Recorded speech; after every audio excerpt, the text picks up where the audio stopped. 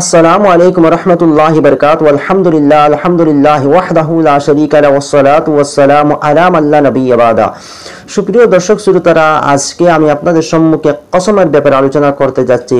দেখেন, কসম আপনার যদি প্রয়োজন হয় তাহলে আপনি কসম খেতে পারবেন, কিন্তু কসমটা শুধুমাত্র আল্লাহ রাব্বুল আলামিনের খেতে লাগবে। অন্য কারো কসম যদি আপনি খেয়ে থাকেন তাহলে সেটা কসম তো হবেই না, বরং একটা নাজায়েজ কাম করেছেন, সেই জন্য আল্লাহ রাব্বুল আলামিনের কাছে শাস্তির সম্মুখীন আপনাকে হতে লাগবে। উলামায়ে কেরামগণ, কিছু সংখ্যক উলামায়ে কেরামগণ বলেছেন যে আল্লাহর যে সিফতি নাম অর্থাৎ গুণবাচক যে নাম রয়েছে সেই নামের কসম যদি আপনি খেয়ে থাকেন তাহলে সেটাও কসম হয়ে যাবে। অন্য কারো কসম, এক কথা স্মরণ রাখতে হবে, আল্লাহ ব্যতীত অন্য কারো কসম আপনি খেতে পারবেন না। যদি খেয়ে থাকেন তাহলে সেটা কসম তো হবেই না, নাজায়েজ কাজ করেছেন, সেই জন্য আল্লাহর কাছে শাস্তির সম্মুখীন হতে লাগবে। যেমন ফতোয়ায়ে শামির মধ্যে এই কথা উল্লেখ করা হয়েছে, লা ইয়ানআকিদুল কসমা বিগাইরিহি তাআলা আই গাইরি আসমাইহি ওয়া সিফাতিহি ওয়ালাউ বিতরিকিল কিনায়াতি কামা মাররা। এই ফতোয়ায়ে শামির মধ্যে উল্লেখ করা হয়েছে যে আল্লাহ ব্যতীত অন্য কারো কসম খেলে সেটা কসম হবে না, সেটা জায়েজ নয়।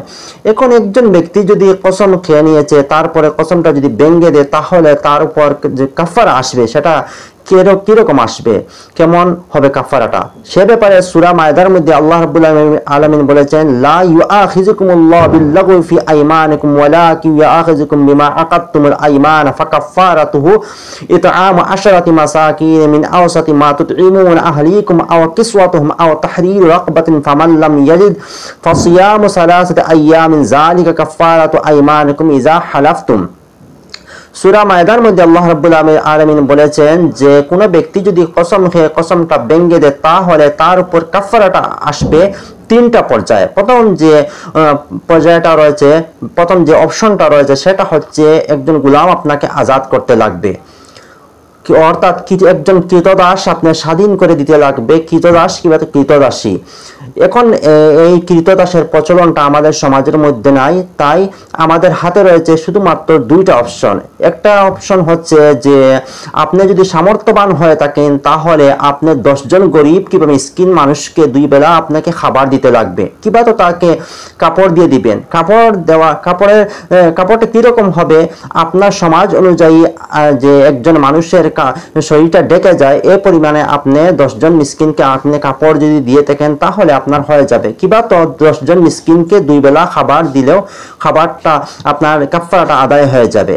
এখন একজন মানুষ সামর্থ্যবান নয়, তার কাছে এতটুকু টাকা নাই যে সে কাপড় দিবে কিংবা তো 2 বেলা 10 জন মিসকিনকে খাবার দিবে, তাহলে তার হাতে রয়েছে আরেকটা অপশন, সেটা হচ্ছে সে লাগাতার 3টা রোজা রাখবে, তাহলে তার কসমের কাফারাটা আদায় হয়ে যাবে।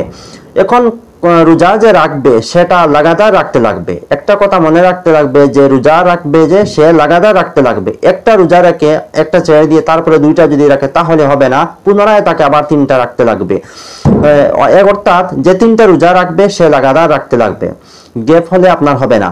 এখন 10 জন মিসকিনকে যদি যে খাবার দিবে সে খাবারটা 2 বেলা দিতে লাগবে 10 জন মিসকিনকে। এখন কেউ প্রশ্ন করতে থাকেন যে একজন মিসকিনকে যদি আমি 2 বেলা খাবারের টাকা 10 জন মিসকিনের টাকা যদি একবারে তার হাতে দিয়ে দেই, এক কথা আমি আপনাকে বলতে চাচ্ছি যে 2 বেলা খাবার যে দেওয়া হবে সেই খাবারের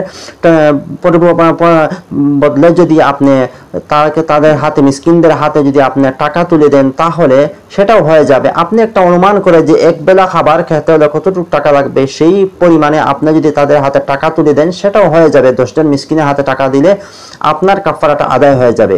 এখন একজন মিসকিনকে যদি আপনি 10 জন মিসকিনকে খাবারে যতটুকু টাকা লাগবে সেই টাকাগুলো যদি আপনি একজন মিসকিনের হাতে তুলে দেন একদিনে, তাহলে আপনার কাফারাটা আদায় হবে না। আপনি তাকে 10 দিন দিতে লাগবে, প্রত্যেক দিন একজনের করে, এইভাবে তাকে 10 দিন তার হাতে কাফারার টাকা তুলে দিতে লাগবে, কিংবা তো তাকে 10 দিন 2 বেলা আপনি খাবার দিলে আপনার কাফারাটা আদায় হয়ে যাবে। একদিনে দিলে সেটা আপনার আদায় হবে না।